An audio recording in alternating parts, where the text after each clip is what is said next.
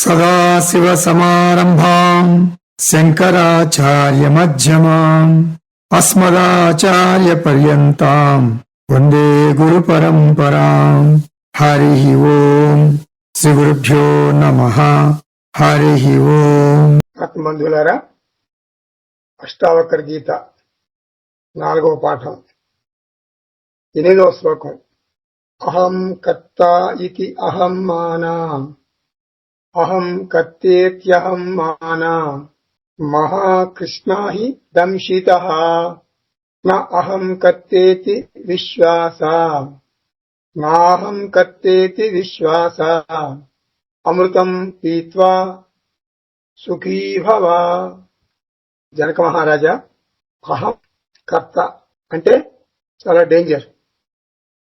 అంటే ఒక త్రాచుబాం, ఒక సర్పం, కాల సర్పం చేత కరిచినట్లు అన్నమాట. అట్లా కాకుండా అహం నా కర్త, కర్తృత్వ భావం లేకుండా, అహం కర్తృత్వ రహిత రూప అలాంటి మెంటాలిటీ ఉంటే, అలాంటి మనసుతో ఉంటే అమృతాన్ని పానం చేసిన దాంతో సమానం. ఒకటి విషం, 2 అమృతం. నేనే చేశాను అంటే అదొక అహంకారం. నేను కాదు అంటే ఆత్మస్థితిలో ఉండటం. అలా ఉంటే అంతా సుఖమే. సో నీకు దుఃఖం కావాలా, సుఖం కావాలా, అది నీ మీదే ఆధారపడి ఉంటుంది. అంటే మన సాధకుడి యొక్క ఆధ్యాత్మిక ప్రయాణం ముచ్చటగా 3 దశలు. 1 జగత్తు మీద ఆధారపడటం, 2 ఈశ్వర శరణాగతి, 3 ఆత్మ శరణాగతి. జగత్తు మీద ఆధారపడిన వాణ్ణి కర్మి అంటారు. భగవంతుడి మీద ఆధారపడితే కర్మ యోగి అంటారు. ఆత్మ చైతన్యం మీద ఆధారపడితే జ్ఞానయోగి అంటారు. కాబట్టి జ్ఞానయోగి తన మీద తనే ఆధారపడి తన జీవిత సమస్యల్ని పరిష్కరించుకుంటాడు. తన మీద తనే ఆధారపడతాడంటే మీరు జాగ్రత్తగా గమనించాలి. తన మీద తనే అంటే దేహం మీద కాదు, ఆత్మ మీద. ప్రారబ్ధ కర్మ వలన కలిగేటటువంటి ఒడిదుడుకుల్ని, అంటే మనకి పుణ్య ప్రారబ్ధం, పాప ప్రారబ్ధం, అదే కదా మన జీవితం. సో పుణ్య ప్రారబ్ధం అయినా కూడా, పాప ప్రారబ్ధం అయినా కూడా ప్రశాంతంగా ఎదుర్కొంటాడు. ఎవరు? జ్ఞానయోగి. అంటే ఆత్మ శరణాగతికి ఎంతో ఆత్మవిశ్వాసం కావాలి, ధైర్యం కావాలి, నమ్మకం కావాలి. నేను నా జీవితాన్ని ఆనందమయం చేసుకోగలను అనేటటువంటి దృఢ విశ్వాసాన్ని పదే పదే మననం చేసుకోవటం. అదే కదా నిధిధ్యాసనం అంటే. అంటే నిధిధ్యాసనం ద్వారా నేను ధైర్యాన్ని, విశ్వాసాన్ని పొందుతాను. ఫలితంగా అంటే ప్రారబ్ధ కర్మ యొక్క సుఖ దుఃఖాలని లేదా ఒడిదుడుకుల్ని చాలా తేలిగ్గా ఎదుర్కొంటాను. కాబట్టి జ్ఞానయోగి యొక్క దినచర్య నిధిధ్యాసనంతో ప్రారంభమవుతుంది. కర్మి దినచర్య వ్యక్తిగత ఆలోచనలతో, ఉద్యోగ సమస్యలతో, తన కుటుంబ సమస్యలతో, లౌకిక ఆలోచనలతో మొదలవుతుంది. కర్మయోగి దినచర్య ఈశ్వర స్మరణతో మొదలవుతుంది. జ్ఞానయోగి దినచర్య ఆత్మస్మరణతో మొదలవుతుంది. అంటే వేదాంత స్మరణము, నిధిధ్యాసనముతో మొదలవుతుంది. అందుకనే మనకు ఆదిశంకరాచార్య 2 రకాల ప్రాతస్మరణ శ్లోకాలు రచించారు. కర్మయోగికి ఈశ్వర స్మరణకు సంబంధించిన ప్రార్థన ఉంటుంది. ప్రాతః స్మరామి పరమేశ్వర పాద పద్మం అంటే పరమేశ్వరుని యొక్క పాద పద్మములకు నా సాష్టాంగ ప్రణామములు. ప్రాతః స్మరామి గణనాథం అదొక ప్రార్థన, గణపతికి నా నమస్కారం. ప్రాతః స్మరామి లలిత వదనార విందం అంటే లలితాదేవి యొక్క ముఖవర్చస్సును నేను స్మరిస్తున్నాను, పొద్దున్నే ఆరాధిస్తున్నాను. జ్ఞానయోగి ఆత్మస్మరణకు సంబంధించిన ప్రార్థన ఎలా ఉంటుంది? ప్రాతః స్మరామి హృది సంస్ఫురత్ ఆత్మతత్వం సత్ చిత్ సుఖం పరమహంస గతిం తురీయం యత్స్వప్న జాగర సుషుప్తిమ వైతి నిత్యం తద్బ్రహ్మ నిష్కలం అహం నచ భూత సంగః. కర్మి యొక్క ప్రాతస్మరణ ఎలా ఉంటుంది? ప్రాతస్మరణం అంటే మనం పొద్దున్నే నిద్ర లేవగానే ఉదయమే మనకు వచ్చేటటువంటి మనసులో కలిగేటటువంటి ఆలోచనలు, అదే ప్రాతస్మరణం. కర్మి యొక్క ప్రాతస్మరణ ఎలా ఉంటుంది? భార్య, భర్త, పిల్లలు, అదే ధ్యానం. భార్య వదనార విందాం లేక భర్త వదనార విందాం, ఇవే గుర్తొస్తాయి. అష్టావక్ర గీత కర్మిలను ఉద్దేశించి లేక కర్మయోగులను ఉద్దేశించి రాయలేదు. అష్టావక్ర గీత కర్మి లేక కర్మయోగి వీళ్ళని గురించి రాయలేదు. అష్టావక్ర గీత జ్ఞానయోగిని ఉద్దేశించి రాసినటువంటి గ్రంథము. నీ దినచర్యను అహంకర్త అని ప్రారంభించవద్దు.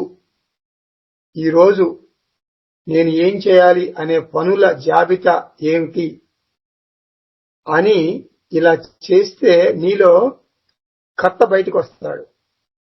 కర్తృ స్మరణతో నీ దినచర్య ప్రారంభించవద్దు.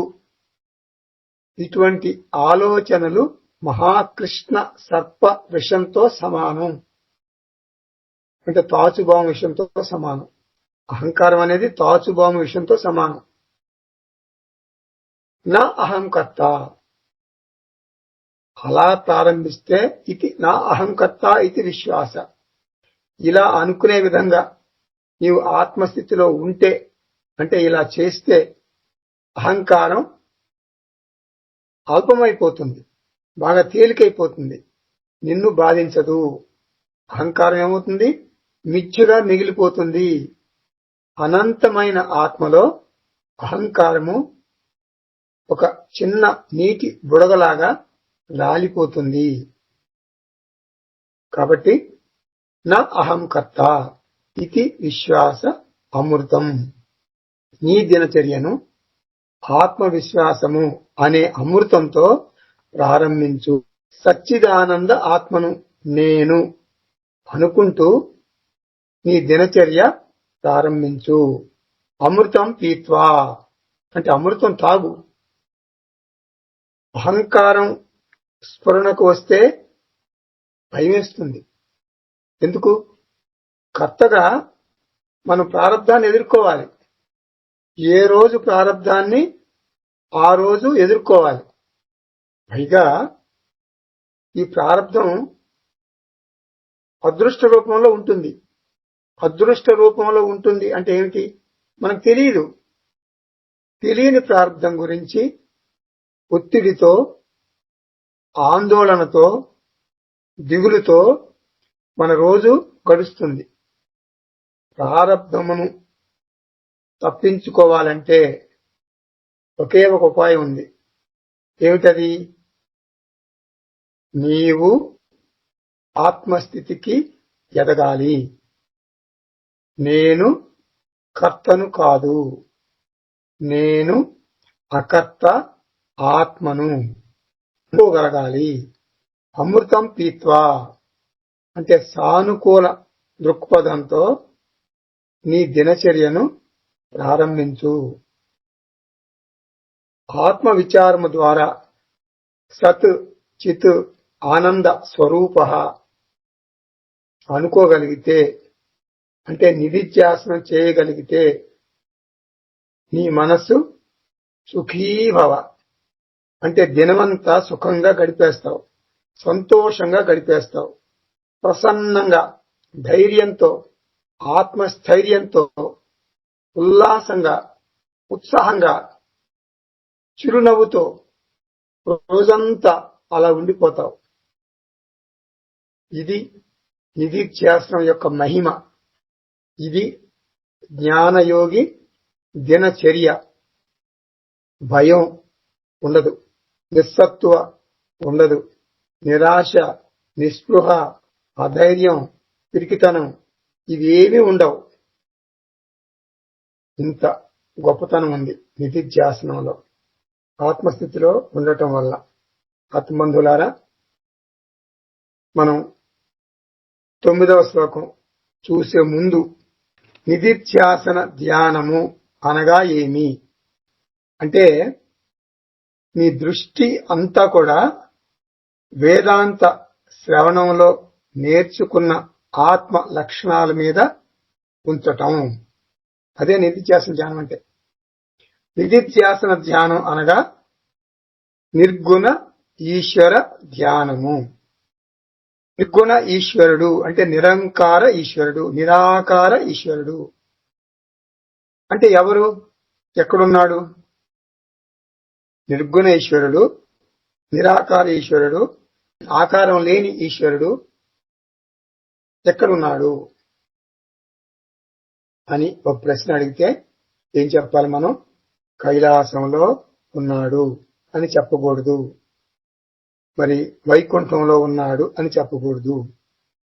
నిర్గుణ నిరాకార నిర్మల ఈశ్వరుడు అంటే ఎక్కడా లేడు. మరి ఎక్కడా లేకపోతే అది నేనే.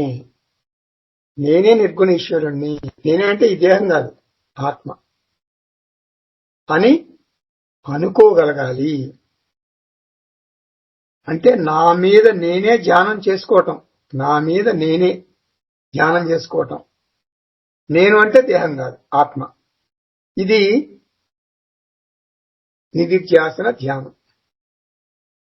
అయితే మనందరికీ బాగా తెలిసింది ఒకటి ఉంది.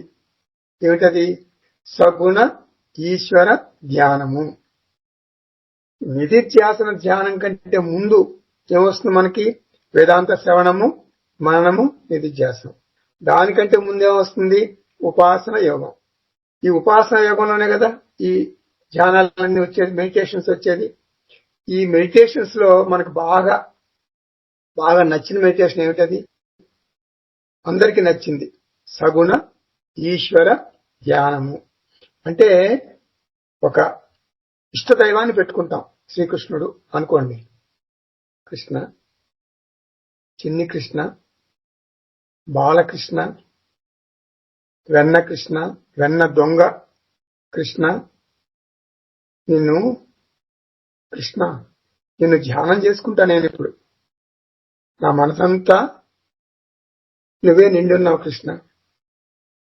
మరి నేను నీకు ఇప్పుడు స్నానం చేయిస్తా, అంటే అభిషేకం చేస్తాను కృష్ణ. కృష్ణ, నీకు నేను అభిషేకం చేయించగలనా? చేయించలేను. ఏదో నా తృప్తి కోసం నీకు అభిషేకం చేస్తా. నీకు అభిషేకం చేయటం ద్వారా కృష్ణ నా మనసు, బుద్ధి, నా చిత్తం శుభ్రంగా ఉంటుందన్నమాట. నా చిత్తశుద్ధి కోసం నేను అభిషేకం చేసుకుంటున్నా. నీకు అభిషేకం చేశానంటే నా చిత్తం నిర్మలంగా ఉంటుంది. అభిషేకం అయిన తర్వాత ఏం చేస్తాను కృష్ణ? నీకు నేను వస్త్రధారణ చేస్తా, బట్టలు వేస్తా.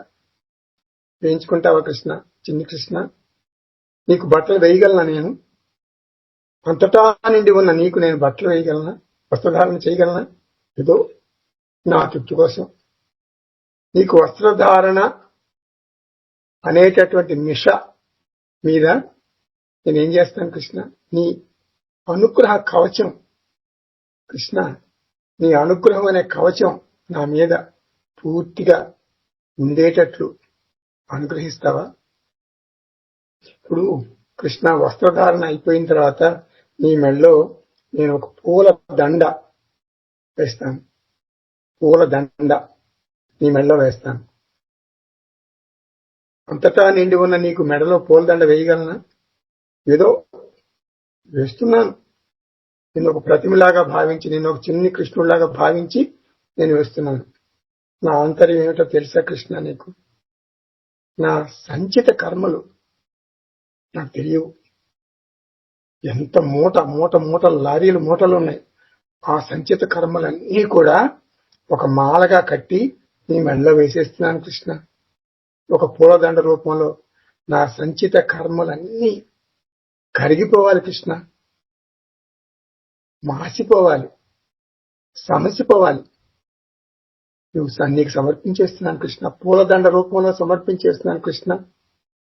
ఇప్పుడు నేనేం చేస్తానంటే, నీకు పూలదండ వేశాను కదా, ఇప్పుడు నేను దీపారాధన చేసుకుంటున్నా, జ్యోతిని వెలిగిస్తున్నా. ఆత్మజ్యోతి దీపారాధన నాలో కృష్ణ. ఈ దీపారాధన అనేటటువంటి దీని ద్వారా నాకు జ్ఞాన జ్యోతిని, ఆత్మ అజ్ఞానాన్ని పోగొట్టి ఆత్మ జ్ఞాన జ్యోతిని నీవు వెలిగించు కృష్ణ. అదే దీపారాధనలోని ఆంతర్యం కృష్ణ. చిన్ని కృష్ణ, బాలకృష్ణ. మరి నీకు అగరబత్తి వెలిగించి ధూపం వేస్తున్నాను. అగరబత్తి ధూపం. అగరబత్తి ధూపం ద్వారా అగరబత్తి వెలిగితే ఏం జరుగుతుంది కృష్ణ? బూడిదైపోతుంది. అలాగే నాకు ఆత్మజ్ఞానం వచ్చినా కూడా నాలో వాసనలు ఉండిపోతాయి. కామ, క్రోధ, లోభ, మోహ, మద, మాత్సర్య, రాగ, ద్వేష, ఎన్నెన్నో అవన్నీ ఈ అగరబత్తి బూడిదైపోయినట్టు, సాంబ్రాణి కడ్డీలు బూడిదైపోయినట్టు బూడిదైపోవాలి కృష్ణ. ఏమీ మిగలకూడదు. నాలో వాసనలు, చెడ్డ వాసనలు ఏం మిగలకూడదు కృష్ణ.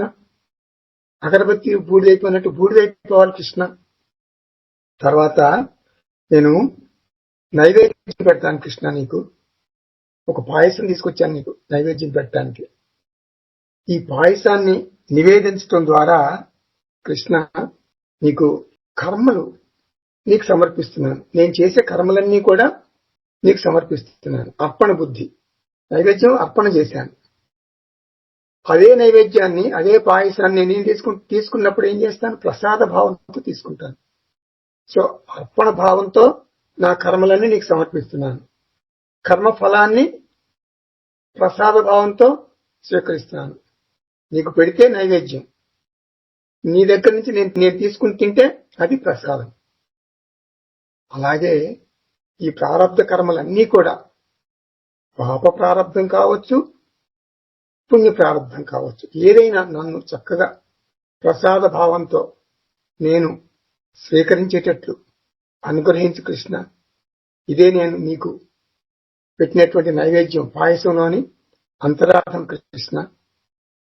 తర్వాత కృష్ణ నీకు హారతి ఇస్తాను కృష్ణ. అంటే హారతి కర్పూరం. నాకు కర్పూరపు బుద్ధి, క్యాంఫర్ మైండ్. కర్పూర బుద్ధి అంటే నువ్వు వేదాంత శ్రవణం అలా చెప్పగానే నేను పట్టుకోవాలి. అటువంటి సూక్ష్మ బుద్ధిని నాకు అనుగ్రహించు కృష్ణ. నాది మందబుద్ధి వద్దు, నాకు కర్పూరపు బుద్ధిని ప్రసాదించు కృష్ణ. ఈ కర్పూరం హారతిస్తున్నాను కదా, మరి కర్పూరం హారతిస్తే, హారతి నీకు సమర్పిస్తే, హారతి ఇచ్చిన తర్వాత ఏమీ మిగలదు కృష్ణ. కర్పూరపు హారతిలో ఏమీ మిగలదు. అగరబత్తిలో బూడిదైనా మిగులుతుంది, కర్పూరపు హారతి ఇచ్చిన తర్వాత ఏమీ మిగలదు. అలాగే నాలో ఉన్నటువంటి అహంకారం, మమకారం పూర్తిగా హారతి ఇచ్చిన తర్వాత ఏమీ మిగలలేదు కదా, అలా నాలో అహంకారం, మమకారం ఏమి మిగలకూడదు కృష్ణ. నా అహం, నా మమ అలాంటి స్థితికి నన్ను తీసుకెళ్తావా కృష్ణ? మరి కృష్ణ, వెన్నపూస తింటావా? నీకు వెన్నపూస నేను పెడతాను, నేను తింటావా? వెన్నపూస తింటే ఏం జరుగుతుంది కృష్ణ అంటే, నా మనసులో ఇంకా ఏమైనా మలినాలు మిగిలి ఉంటే అవి కూడా అదృశ్యమైపోతాయి. వెన్నపూసలో మలినాలు ఉండవు. అలాంటి వెన్నపూస లాంటి మనస్సు నాకు సమర్పించు కృష్ణ. మంచి మనస్సు, వెన్నపూస లాంటి మనస్సు నాకు నీవు సమర్పిస్తే ఆ మనస్సుతో నేను జ్ఞాన యోగిగా మారుతాను, వేదాంత శ్రవణం చేస్తాను, ఆత్మజ్ఞాన నిష్టలో ఉంటాను. అటువంటి అర్హత కలిగినటువంటి మనస్సు, నిర్మలమైన మనస్సు, ప్రశాంతమైన మనస్సు నాకు ప్రసాదించు కృష్ణ. వెన్నపూస నువ్వు తినటం ద్వారా. ఇది ఆత్మబంధువులారా, ఇది మనం ఏకాగ్రత ధ్యానంలో సగుణ ఈశ్వర ఆరాధన ద్వారా మనం ధ్యానం చేస్తాం. ఇలా ధ్యానం చేస్తాం. ఇది మనందరికీ తెలుసు. ఇది మనం దాటిపోవాలి. ఇప్పుడు నేను చెప్పినటువంటి సగుణ ఈశ్వర ధ్యానము దాటిపోయి వేదాంత శ్రవణము మననము చేసి ఆ తర్వాత నిధిధ్యాసనంలోకి వచ్చాం. అటువంటి మనస్సు ఉన్న వాళ్ళకి, అటువంటి అర్హత ఉన్న వాళ్ళకి బాగా వంట పడుతుంది. ఎవరు? అష్టావక్ర గీత. ఇంకొక మాట చెప్తాను మీకు. ఒక చిన్న బెల్లం ముక్క ఉందనుకోండి, అక్కడ చిన్న బెల్లం ముక్క, దాని చుట్టూ కొన్ని కోట్ల చీమలు వచ్చేస్తాయి. ఎక్కడి నుంచి వస్తాయో తెలియదు, అట్లా వచ్చేస్తాయి ఎర్రచీమలు. చూస్తాం మనం, చాలా చీమలు వచ్చేసినాయి, ఇది బెల్లం ముక్క అని. ఏం చేస్తాం? ఆ బెల్లం ముక్క తీసేసి చక్కగా శుభ్రం చేస్తాం. అక్కడ శుభ్రం చేస్తే కొన్ని చీమలు మరి ఏమైపోతాయి? మాయమైపోతాయి. కానీ కొన్ని చీమలు అక్కడ అట్లా తచ్చెట్లాడతాయి. ఇది బెల్లం ముక్క దగ్గర తచ్చెట్లాడి అన్ని కోట్ల చీమలు కూడా ఒక క్షణంలో లేదా 4 నిమిషాల్లో 5 నిమిషాల్లో అదృశ్యం అయిపోతాయి, మనకు కనపడవు. కాబట్టి మన అహంకారమే, నేను ఎందుకు చెప్తున్నానంటే మీకు, మన అహంకారమే, మనలో ఉన్నటువంటి అహంకారమే, మన వ్యక్తిత్వమే బెల్లం ముక్క. అహంకారం అంటే ఏమిటి? దేహము, మనసు, ఇంద్రియాల సముదాయం. ఒక టెక్నికల్ వర్డ్ ఉంది దానికి, కార్యకరణ సంఘాతము. ఇదే బెల్లం ముక్క. ఈ చీమలు ఎవరు? మన దేహ సమస్యలు, మన కుటుంబ సమస్యలు, మన ఆఫీసు సమస్యలు, ఇవన్నీ ఎర్రచీమలు. మనకు ఆత్మజ్ఞానం కలిగితే ఈ అహంకారం అనే బెల్లం ముక్క ఉండదు అక్కడ. అంటే ఆత్మ అజ్ఞానం ఉండదన్నమాట. ఆత్మజ్ఞానం కలిగితే, అంటే బెల్లం లేదు కాబట్టి చీమలు ఉండవు. అంటే ఏమిటి? మన జీవిత సమస్యలు ఉండవు. ఆత్మబంధువులారా, జీవిత సమస్యలు ఆత్మజ్ఞానిని బాధించవు. అంతేగాని గుర్తుపెట్టుకోండి, జాగ్రత్తగా వినండి. జీవిత సమస్యలు ఆత్మజ్ఞానిని బాధించవు. అంటే సమస్యలు అదృశ్యమైపోవు, సమస్యలు అలాగే ఉంటాయి. దేహ సమస్యలు అలాగే ఉంటాయి, కుటుంబ సమస్యలు అలాగే ఉంటాయి. కానీ నీవు మాత్రం ఎత్తుగా ఎదుగుతావు. నీవు ఎత్తుగా విమానంలో వెళ్తుంటే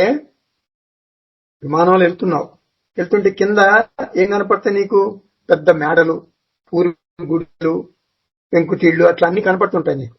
ఇంకొంచెం అలా ఎత్తుకు వెళ్ళగానే నీకేం చేస్తాయి? మేడలు, పూరి గుడిసెలు, పెంకుటిళ్లు అన్నీ కూడా ఒకే రకంగా కనపడతాయి నీకు.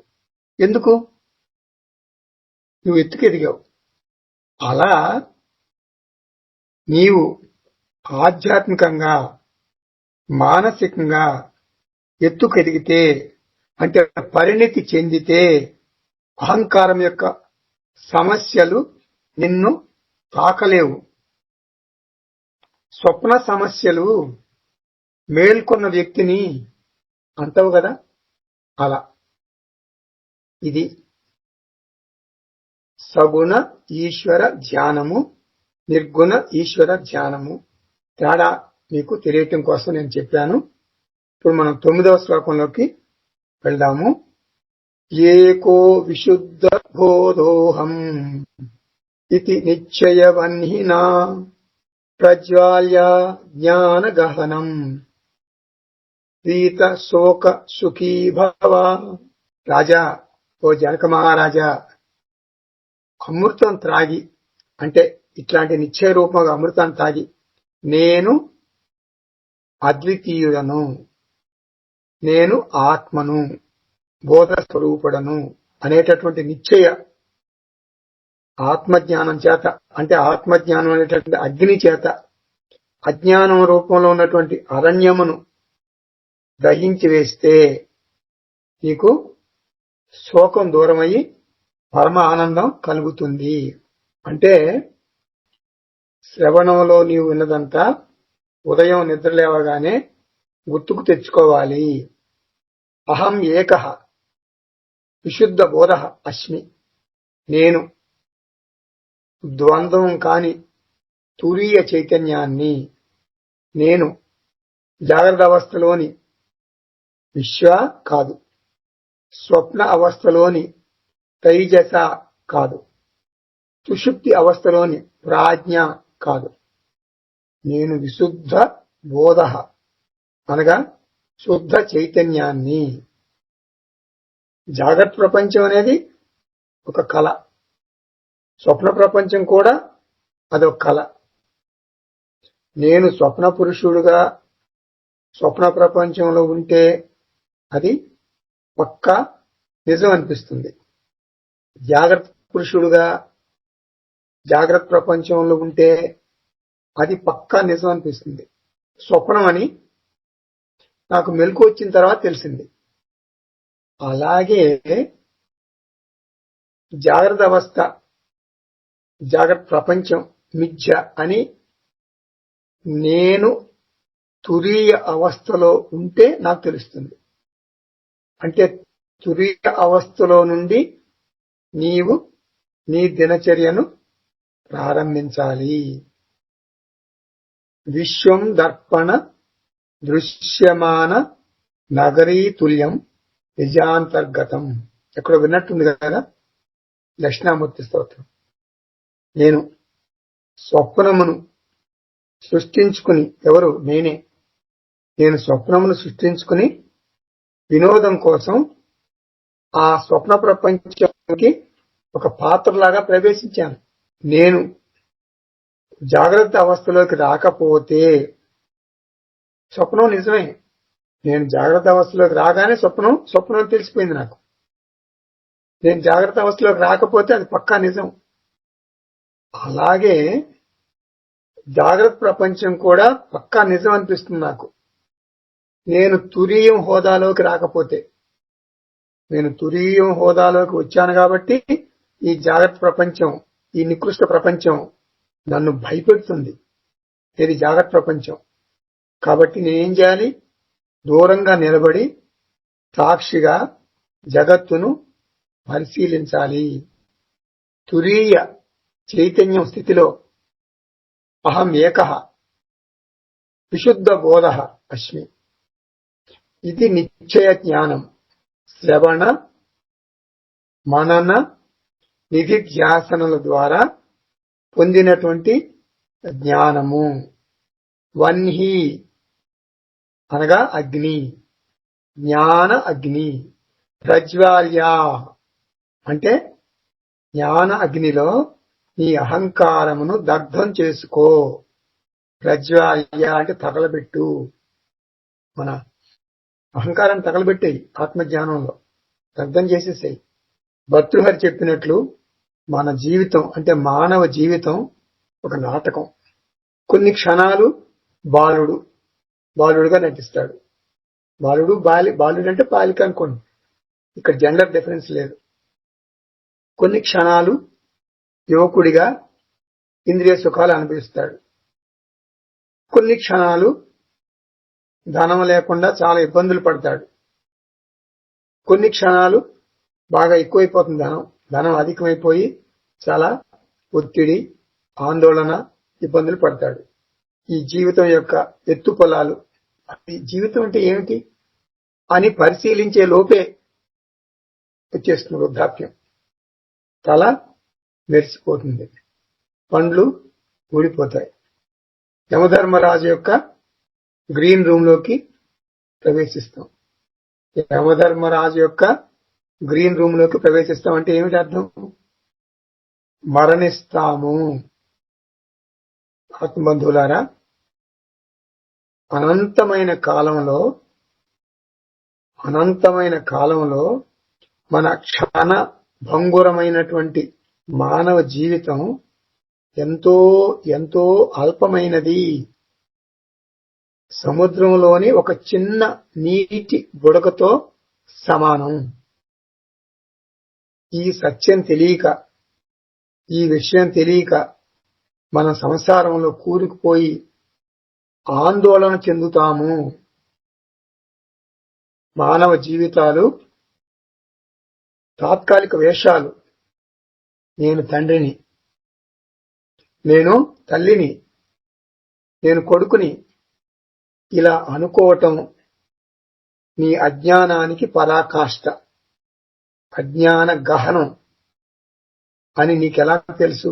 నీవు గహనం అంటే డీప్ అని. నీవు అటువంటి ఆలోచనలతోనే నిద్రలేస్తావు కాబట్టి అటువంటి ఆలోచనలు కట్టిపెట్టు అంటున్నారు అష్టావక్ర మహర్షి. ప్రజ్వాల్య, కట్టిపెట్టి అంటే దహించేసేయి. నా మాత, నా పిత, నా బంధువు, నా శిష్య, ఇవన్నీ నేను వేసుకున్న వేషాలు. నేను నటిస్తున్నాను, నేను నటించాలి.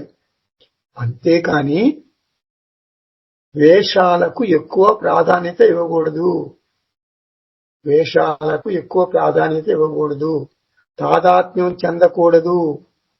అజ్ఞాన గహనం ప్రజ్వాల్య, వీత శోక, శోకం దూరం అయిపోవాలి, ఒత్తిడి దూరం అవుతుంది, ఆందోళనలు అణిగిపోతాయి, సుఖదుఖాలు, రాగద్వేషాలు అన్ని ఆ వేషాలకు సంబంధించినవి. సుఖదుఖాలుంటాయి, రాగద్వేషాలుంటాయి, అన్ని ఉంటాయి. కానీ ఆ వేషాలకు సంబంధించినవి. ఆత్మనైన నాకు సంబంధించినవి కావు. సుఖీభవ, రోజును ఆనందంగా ప్రారంభించు.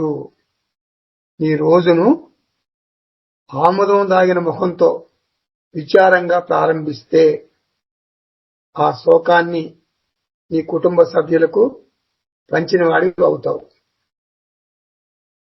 ఆముదం దాగిన ముఖం అంటే ఏడుపు ముఖం, అంటే క్యాస్ట్రైల్ ఫేస్ అంటారు. అట్లా వద్దు.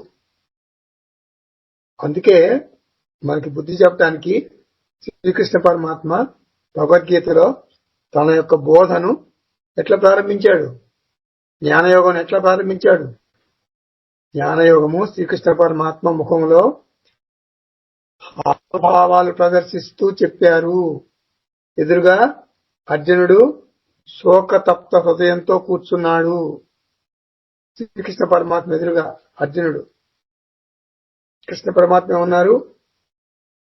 తమువాచ రిషికేశ ప్రహసన్నివ భారత. తమువాచ రిషికేశ ప్రహసన్నివ భారత అంటే చిరునవ్వు ముఖంతో, చిరుదరహాసంతో, అంటే నవ్వు ముఖంతో శ్రీకృష్ణ పరమాత్మ తన బోధను ప్రారంభించాడు. ఆత్మబంధువులారా, వేదాంతం అంటే నవ్వుముఖం. జ్ఞానయోగము అంటే నవ్వుముఖం, అంటే ఆనందం, సంతోషం. అందుకే అష్టావక్ర ఏమంటున్నారు? సుఖీ భవ, సుఖీ భవ అంటున్నారు. ఇప్పుడు మనం 10వ శ్లోకంలోకి వెళ్దాం. యత్ర విశ్వమిదం భాతి కల్పితం రజ్జు సర్పవత్ ఆనంద పరమానంద సహ బోధస్త్వం సుఖం చర. అంటే ఆనంద స్వరూపమైన ఆత్మయందు పోల్చారన్నమాట. ఆనంద స్వరూపమైన ఆత్మయందు ఈ జగత్తు రజ్జువునందు సర్పం వలె ఉంటుంది, నీవు సుఖంగా ఉండు. అంటే తురీయంగా నేను జగత్తును పరిశీలిస్తే, అంటే తురీయ దృష్టితో నేను జగత్తును పరిశీలిస్తే, అంటే తురీయ సాక్షిగా నా దృష్టి మారిపోతుంది. స్వాప్నికుడుగా అంటే స్వప్న ప్రపంచంలో నేను కూడా ఒకడిని. అలా స్వాప్నికుడిగా స్వప్న ప్రపంచాన్ని చూస్తే అది నన్ను బాధ పెడుతుంది. మేలుకుంటే స్వప్నం మిథ్య అని తెలుస్తుంది. స్వాప్నికుడుగా పాము సర్పం అన్నమాట, మేలుకుంటే తాడు. స్వాప్నికుడిగా పాము, మేలుకుంటే తాడు. తాడు సత్యం, పాము మిథ్య. అలాగే జాగ్రత్త ప్రపంచం అనేది ఒక నాటకం. తురీయ దృష్టిలో జాగ్రత్త ప్రపంచం అనేది ఒక నాటకం. తురీయ సాక్షిగా చూస్తే జాగ్రత్త ప్రపంచం మిథ్య. ఇప్పుడు మనకి మనోవృత్తి స్వప్నం, మాయావృత్తి జాగ్రత్త ప్రపంచం.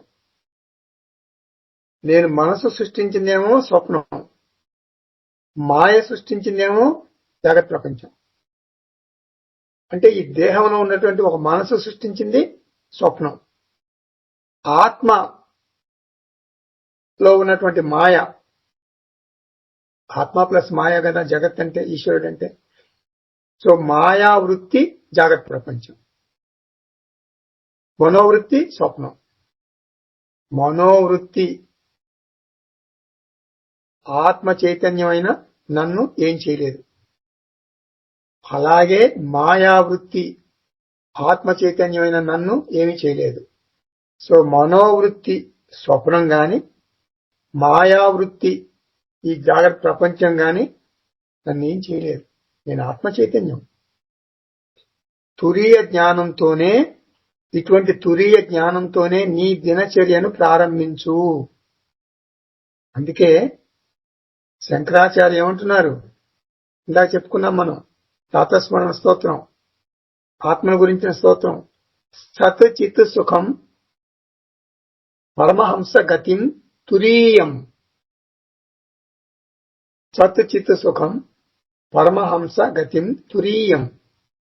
జగత్తు అంతా కల్పితం. కల్పిత జగత్తుకు నేనే అధిష్టానం. ఎటువంటి నేను? సహ బోధ అంటే చైతన్య స్వరూప. ఎటువంటి చైతన్యం? ఆనందం, పరమానందం. ఆనంద పరమానంద అంటే విషయ సుఖాలు ఇచ్చే ప్రతిబింబ ఆనందం కాదు, మనం అనుభవించేటటువంటి ఆనందం కాదు. నేను మాట్లాడేది ఏమిటి? బింబ ఆనందము, ఆత్మ ఆనందము. నాకు దైనందిన జీవితంలో తాత్కాలిక విషయ సుఖం ఇచ్చేటటువంటి ఆనందాలు లభిస్తాయి, అవి వచ్చిపోతాయి. నా స్వరూపం, నా స్వస్వరూప ఆనందం, నా స్వస్వరూప ఆనందం, నా బింబ ఆనందం, నా ఆత్మ ఆనందం వచ్చిపోయేది కాదు, శాశ్వతంగా నాతోనే ఉంటుంది. అందుకే అన్నారు సుఖీ చర అని. అంటే ఆనందం ముఖంలో చూపించు. ఆముదం తాగిన ముఖం, నిరాశావాదం వద్దు. అందుకే 8వ శ్లోకంలో ఏమన్నారు? సుఖీ భవ. 9వ శ్లోకంలో ఏమన్నారు? సుఖీ భవ. 10వ శ్లోకంలో ఏమన్నారు? సుఖం చర. 3 ఒకటే. అంటే జ్ఞానయోగ అంటే ఏమిటి? నవ్వుముఖం. జ్ఞానయోగ అంటే ఏమిటి? ఉత్సాహం. జ్ఞానయోగం అంటే ఏమిటి? ఆనందం. ఇప్పుడు 11వ శ్లోకం వెళ్దాం.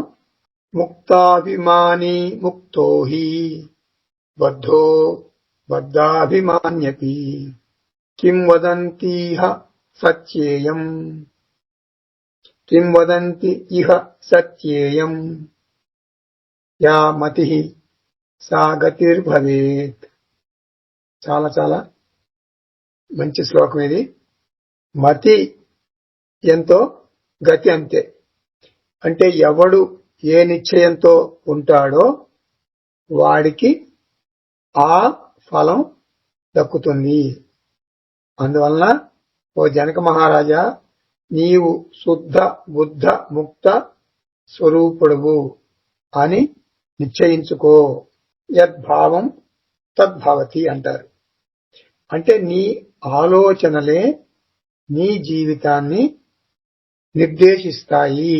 నీ ఆలోచనలు సక్రమంగా ఉంటే నీ జీవితం ఆనందంగా గడుస్తుంది. నీ ఆలోచనలు వక్రంగా ఉంటే, అంటే గాడి తప్పుతుంది నీ జీవితం. ఆలోచనలు గమనించు, అవి నీ మాటలుగా వ్యక్తం అవుతాయి. నువ్వు గమనించాలి. మాటలను గమనించు, అవి నీ చేష్టలు, నీ పనులుగా వ్యక్తం అవుతాయి. నీ పనులను గమనించు, నీ అలవాట్లుగా వ్యక్తం అవుతాయి. నువ్వు అలవాట్లు గమనించు, అంటే నీ అలవాట్లు నువ్వు గమనించు, అవి నీ స్వభావంగా పరిణమిస్తుంది. నీ స్వభావాన్ని గమనించు, అది నీ గమ్యంగా మారుతుంది, అది నీ లక్ష్యంగా మారుతుంది. ఆత్మబంధువులారా, ప్రారబ్ధ కర్మలను అనుసరించి నీ జీవితంలో సంఘటనలు జరుగుతాయి. ఇది మనందరికీ తెలుసు. ప్రారబ్ధ కర్మలను అనుసరించి మన జీవితంలో సంఘటనలు జరుగుతాయి. ఈశ్వరుడు కర్మఫలాలను ఇస్తాడు. ఎవరికి ఏమి ఇవ్వాలో అది ఇస్తాడు. ఎవరి ప్రారబ్ధ కర్మలు వాళ్ళవే. నీ ప్రారబ్ధ కర్మలు నాకుండవు, నా ప్రారబ్ధ కర్మలు నీకుండవు.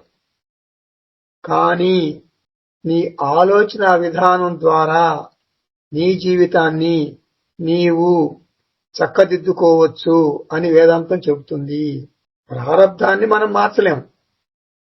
సరే, మార్చడానికి అదేదో చేస్తాం కదా మనం, ప్రాయశ్చిత్త కర్మలు, అదంతా పక్కన పెట్టండి. ప్రారబ్ధ కర్మలు మన జీవితాన్ని నడిపిస్తాయి. ప్రారబ్ధ కర్మలు జీవితాన్ని నడిపిస్తే అది ఓకే, అది సత్యం.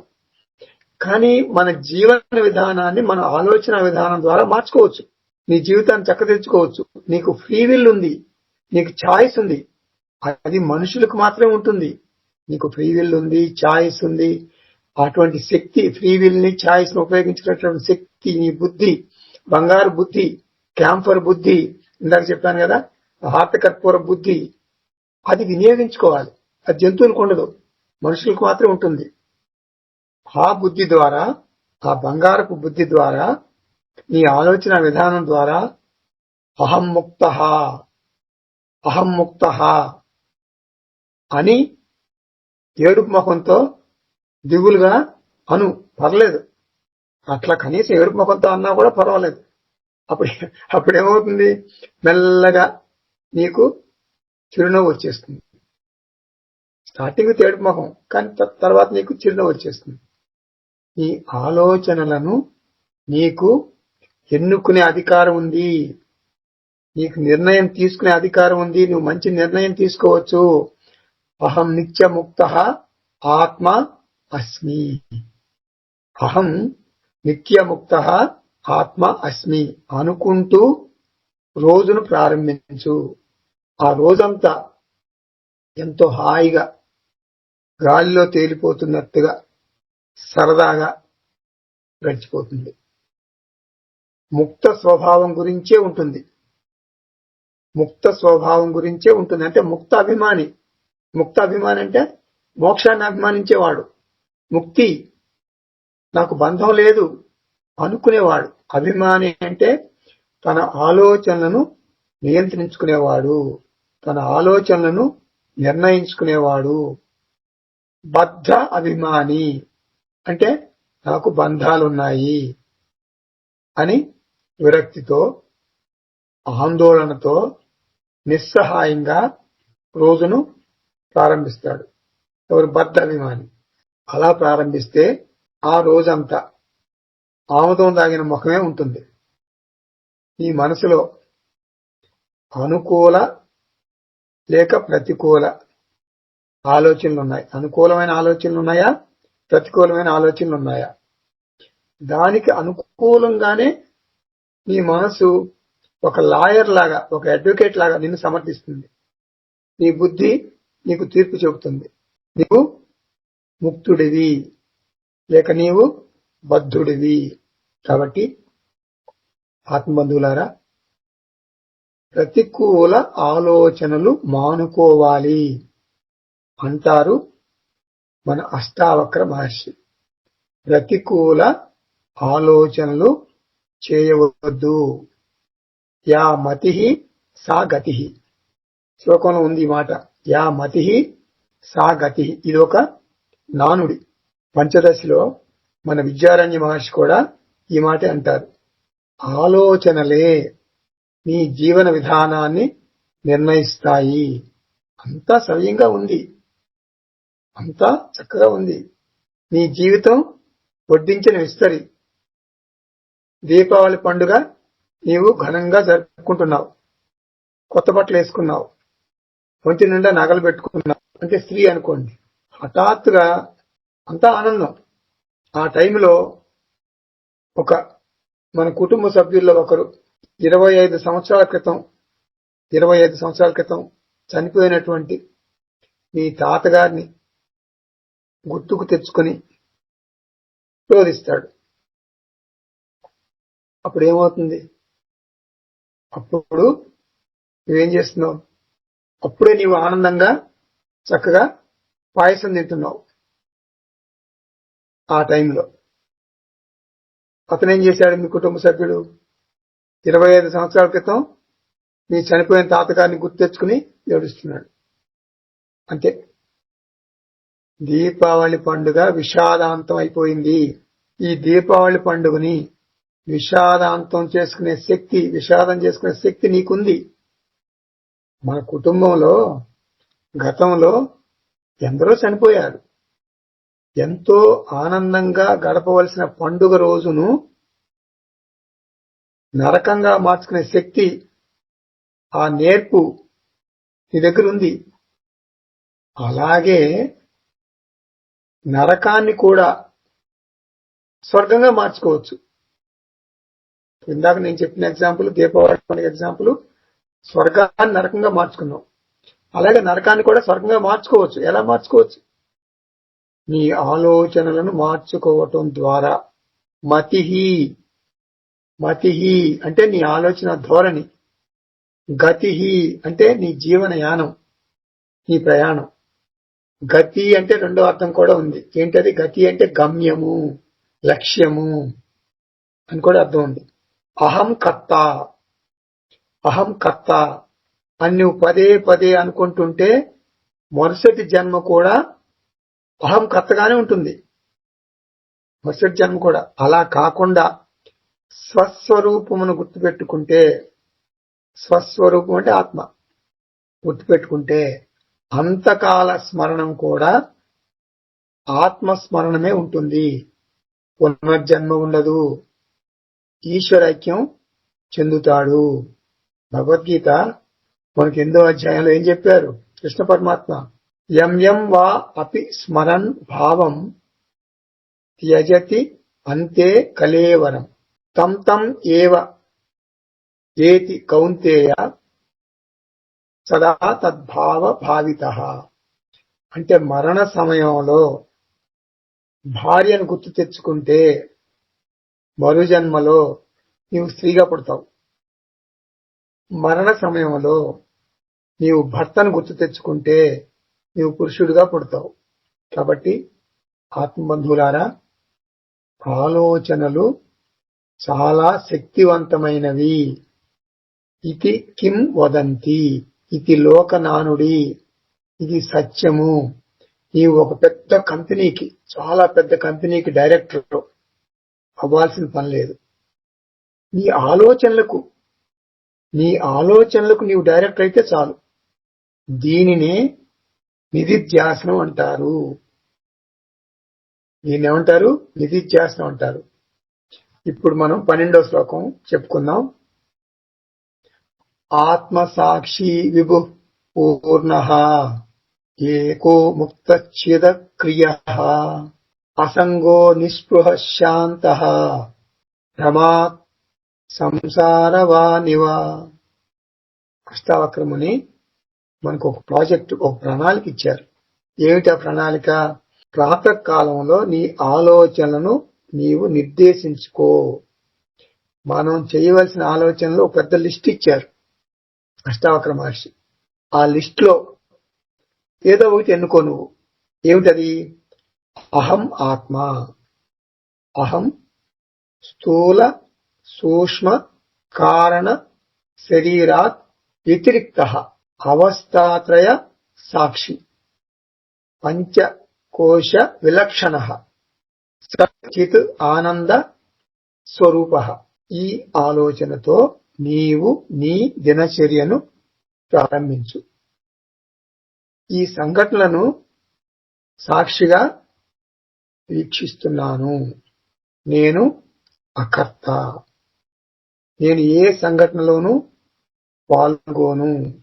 నేను ఒక టీవీ సీరియల్ని చూస్తున్నాను సాక్షిగా. నేను ఒక సీరియల్ని, జాగ్రత్త అవస్థ ఒక సీరియల్, మరి స్వప్నావస్థ ఒక సీరియల్. ఈ 2 ఛానల్స్ నేను చూస్తా. నేను ఎక్కడుంటాను? అహం విభుః, నేను సర్వవ్యాపి. అంటే నాలోనే స్వప్న ప్రపంచము, జాగ్రత్త ప్రపంచము 2 ఉన్నాయి. మయ్యేవ సకలం జాతం. విభుః అంటే సర్వవ్యాపి, సర్వవ్యాపకః. పూర్ణః, అహం పూర్ణః, నాకు వెలితి లేదు, నాకు కొరత లేదు, నాకు ఎవరి మీద అసంతృప్తి లేదు, నాకు ఎవరి మీద అయిష్టం లేదు. ఏకః అనగా 2 కానిది. తురీయం, ఏకః అంటే తురీయం. 84 లక్షల జీవరాశుల్లో నేను ఒక జీవుణ్ణి కాదు. 84 లక్షల జీవరాశులు నేను ఒక జీవుణ్ణి కాదు. అన్ని జీవరాశులు నాలోనే పుట్టాయి, నాలోనే గిట్టాయి. నేను నిత్యముక్తః, నేను ఎప్పుడు ముక్తుడినే, నాకు భవిష్యత్తులో ముక్తి వస్తుంది అని ధ్యానం చేయటం కూడా సంసారమే అంటున్నారు అష్టావక్ర మహర్షి. మళ్ళీ చదువుతున్నా. నేను నిత్యముక్తః, నేను ఎప్పుడు ముక్తుడినే. ఇప్పుడు మనం ఏం చేస్తున్నాం? నాకు భవిష్యత్తులో ముక్తి వస్తుందని ధ్యానం చేయటం. అటువంటి ధ్యానం చేయటం కూడా సంసారమే అంటున్నారు. అంటే ఏమిటి? నువ్వు ధ్యానం చేస్తున్నావంటే భవిష్యత్తులో ముక్తి కోసం. ఇప్పుడు నాకు ముక్తి లేదు, ఇప్పుడు నాకు స్వేచ్ఛ లేదు అని పరోక్షంగా అర్థం కదా. నీవు ఎన్నాళ్ళు సాధన చేస్తావు? నువ్వు సాధకుడివి కాదు, నువ్వు సిద్ధుడివి. అంటే సాధించేశావు, మోక్షాన్ని పొందేశావు అని ఎందుకు అనుకో. సాధకుడు సాధకుడు అని చాలా మంది, సాధకుడు అంటే చాలా ఇష్టం. కొంతమందికి సాధక్ అని చెప్పుకోవడం కూడా ఇష్టం. కొన్ని ఆశ్రమాల్లో ఫెలో సాధక్స్ అంటే నా తోటి సాధకులారా అని సంబోధిస్తారు. అదొక పదవిలాగా భావిస్తారు. ఏదైనా మాట్లాడాలంటే నా తోటి సాధకులారా, మై ఫెలో సాధక్స్ అని సంబోధిస్తారు. ఎన్నాళ్ళు సాధక్ ఇచ్చివాడా? ఎన్నాళ్ళు ఇలా సాధకుడిలాగా ఉండిపోతావు? సాధకుడిగా భవిష్యత్తులో మోక్షం కోసం ప్రయత్నించవద్దు. అహం సిద్ధః అస్మి, అహం జీవన్ముక్తః. నేను ఎందుకు ధ్యానం చేస్తున్నాను? ముక్తి కోసం కాదు, నేను నిత్య ముక్తితో ధ్యానం చేస్తున్నాను. చిత్ అనగా చైతన్య స్వరూపః. దేహం కాదు, మనస్సు కాదు, ఇవన్నీ పదార్థానికి సంబంధించినవి. అహం అక్రియః, నా కర్మలు లేవు నాకు. కాబట్టి అసంగః, అహం అసంగ, కర్మ ఫలాలు కూడా నాకు లేవు. నాకు బంధువులు లేరు. అవి అన్నీ స్వప్న ప్రపంచానివి. నేను ఆత్మ.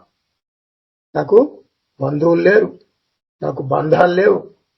విశ్వం పశ్యతి కార్యం కారణతయా స్వస్వామి సంబంధతః శిష్య ఆచార్యతయాత తైవ పితృపుత్రాత్య ఆత్మన. అంటే సంగము లేదు, సంబంధాలు లేవు నాకు. నేను చైతన్యంగా నిస్పృహ. అంటే నాకు ప్రత్యేకంగా ఒక వ్యక్తితో గాని, ఒక వస్తువుతో గాని, ఒక సంఘటనతో గాని సంబంధం లేదు. బంధాలు బంధువులు గుర్తు తెచ్చుకుంటూ రోజును ప్రారంభించకు. అసంగోహం అసంగోహం అంటూ ప్రారంభించు. దీనివల్ల ఏమిటి ప్రయోజనం? శాంతః శాంతః శాంతి. రోజంతా శాంతి. ఓం తత్సత్. సర్వం శ్రీకృష్ణార్పణమస్తు. ఓం పూర్ణమదః పూర్ణమిదం పూర్ణాత్ పూర్ణముదచ్యతే పూర్ణస్య పూర్ణమాదాయ పూర్ణమేవావశిష్యతే. ఓం శాంతి శాంతి శాంతి. హరి ఓం. శ్రీ గురుభ్యో నమః. హరి ఓం.